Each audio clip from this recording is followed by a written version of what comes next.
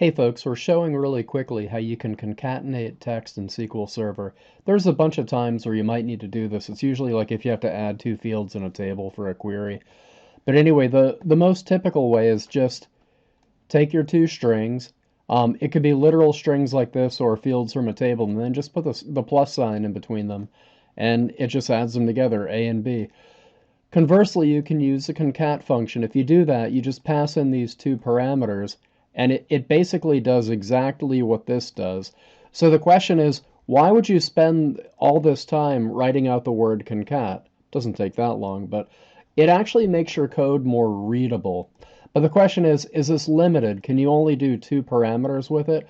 Because if you could only do two parameters, that would be horrible. Well, here I have five different strings here on this top line. And when I put it together, it says, I love kittens, with spaces in between. Will it work with concat here? I've got 1, 2, 3, 4, 5 parameters. Let's take a look. Yep, I still love kittens. So let's run them both at the same time. I love kittens, I love kittens. By the way, this only works if you love kittens.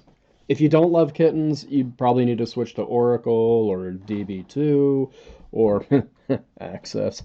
Just kidding. I'm just totally playing. Maybe you love dogs. Maybe you love snakes. Everybody's got their thing.